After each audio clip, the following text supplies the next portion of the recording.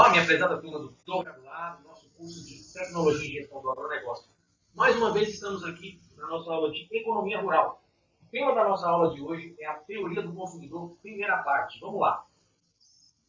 Primeiramente, como de costume, faremos a nossa colheita de aprendizagem. Na aula anterior, a gente entrou um pouquinho mais a fundo em economia rural.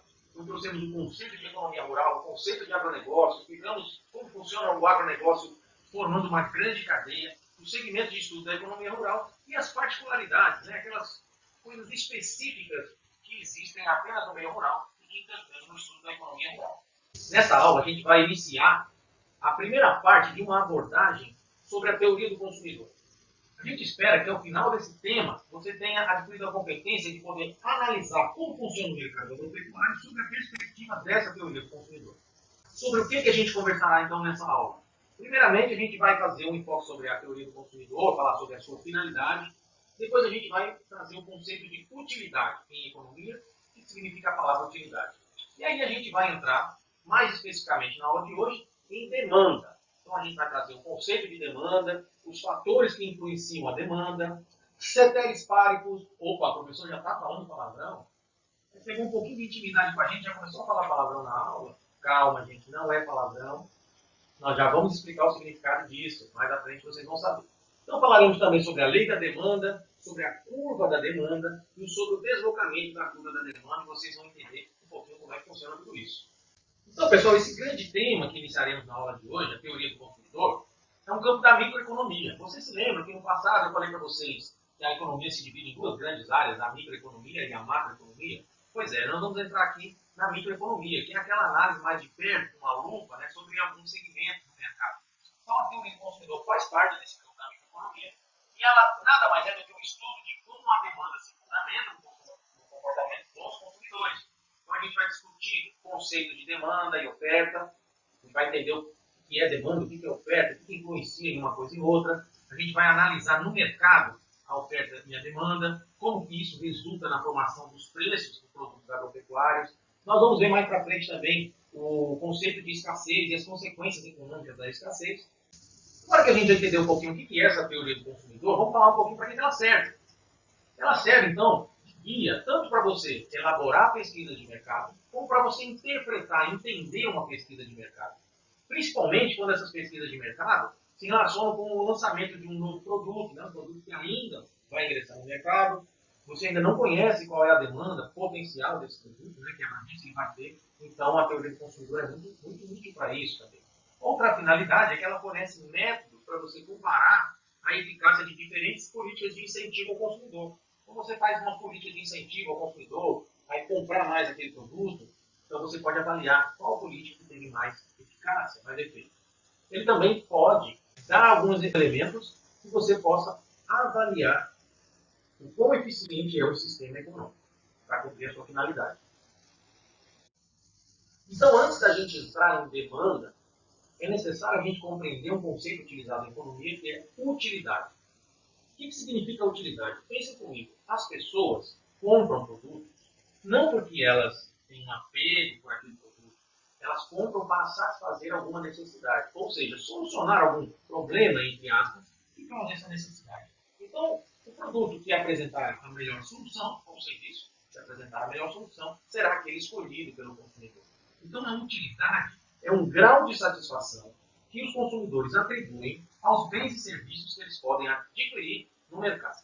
Então, é a qualidade que aqueles bens econômicos possuem em satisfazer as necessidades humanas. Lembra do primeiro conceito lá de economia, que a economia tenta satisfazer as necessidades humanas com os recursos que estão disponíveis. Então, a qualidade que um determinado bem tem para satisfazer a necessidade, quanto mais ele acerta o alvo de satisfazer aquela necessidade, mais ele eleva o seu grau de utilidade.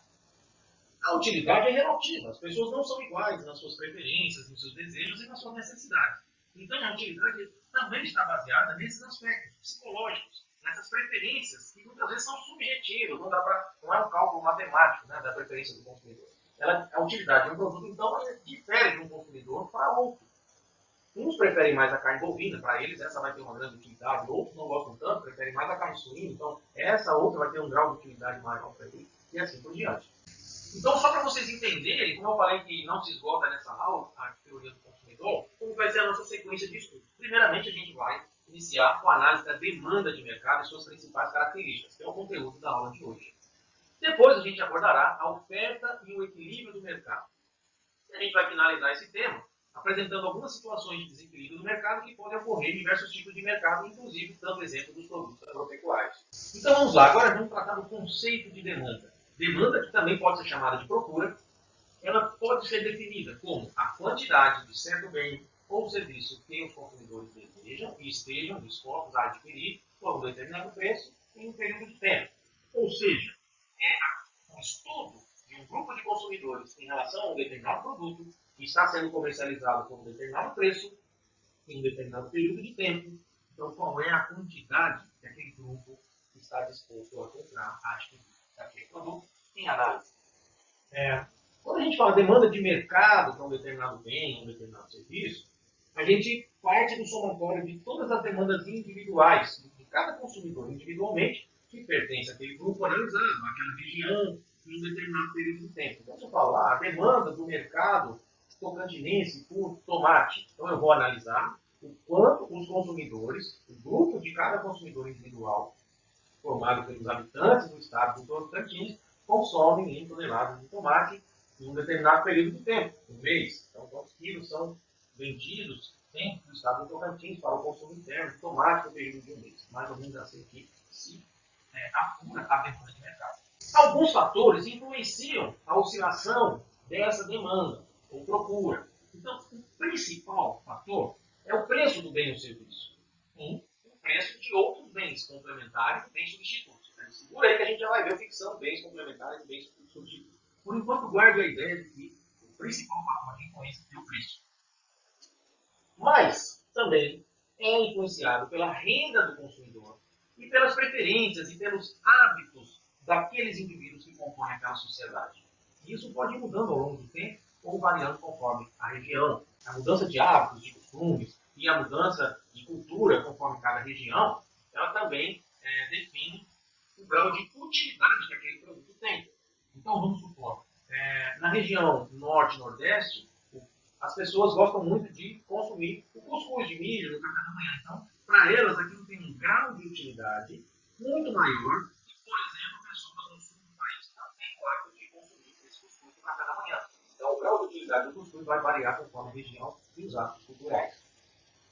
Dependendo do mercado que você vai estudar, outras variáveis podem ser incluídas, como, por exemplo, fatores sazonais, que a gente já falou na aula passada, né? A sazonalidade, por exemplo, a demanda de sorvetes. A demanda de sorvete numa região mais temperada, digamos, a região que tem o verão quente e o inverno frio, ela também vai variar. Obviamente, a demanda por sorvete no período do verão vai ser muito maior do que no período do inverno. Então, vai determinar aí também a localização desses consumidores. Outro fator que vai determinar é a disponibilidade de crédito. Então, você está tendo linhas de financiamento atraentes para você financiar um veículo. Então, isso está sendo fornecido pelo sistema financeiro. Logicamente que a demanda por veículos vai aumentar. Então, como a gente falou no slide anterior, que um dos principais fatores que influenciam a demanda é o preço do bem, não só do bem como dos bens complementares e dos bens substitutos, vamos explicar o que são, então, esses bens. Os bens complementares, eles são consumidos, utilizados em parceria, em dobradinho com o outro bem. Então, temos alguns exemplos aqui. O pão e a manteiga, o café com leite, o arroz com feijão, o sorvete e a casquinha do sorvete. Então, são produtos que a venda de um depende da venda do outro. A demanda de um depende da demanda de outro. Então, eu, pelo menos, não conheço ninguém que coma a manteiga acolherada. A manteiga é consumida no pão pela maioria das pessoas. Então, se o preço de um se altera, a demanda dele se altera, vai alterar a demanda do outro também. Já o bem substituto é aquele bem que, apesar de não ser o mesmo bem, não estou falando do feijão da marca A e o feijão da marca B. Eu estou falando de bens que são diferentes, mas que eles podem cumprir o mesmo papel, porque ele pode ser substituído por outro bem semelhante. Então, se eu não estou disposto a comprar manteiga, eu posso comprar margarina. Não é o mesmo produto, mas ele tem finalidade semelhante. Eu posso, se a carne bovina está muito cara, eu posso comprar a carne de frango. Também completamente diferente, mas cumpre a mesma função. Então, o preço dos bens substitutos também influencia na demanda do bem principal que está sendo analisado. Então, pessoal, Essa influência do preço na demanda ocorre da seguinte forma, porque para o consumidor, se o bem ou o serviço que tem uma utilidade para ele, naquele momento ele está considerando aquele bem barato, ele está mais disposto a adquiri-lo. Agora, se o consumidor deseja comprar pão, ele não vai pesquisar apenas o preço do pão, porque dificilmente ele vai querer consumir o pão puro, mas ele também vai pesquisar o preço da manteiga, que é um produto que acompanha o consumo do pão. Então, o preço da manteiga, que é um bem complementar, irá afetar o consumo do pão. Então, se a manteiga estiver muito cara, eu supor que todos os bens substitutos estiverem muito caros, ele vai comprar menos pão, talvez mais custoso, né? Enfim, se a manteiga estiver muito barata, nossa, a manteiga está barata demais. Nossa, eu vou aproveitar essa promoção de manteiga. Como eu não como manteiga pura, a queda no preço da manteiga vai aumentar a demanda pelo pão. Agora, se a manteiga estiver muito cara, vai aumentar a demanda por seus produtos substitutos. A margarina, o requeijão, a maionese, etc. Ceteris paribus. Chegou o momento de desvendarmos o palavrão que falamos no início da aula. Na verdade, não se trata de nenhum palavrão. É um termo em latim que é muito utilizado em economia. O que significa esse termo?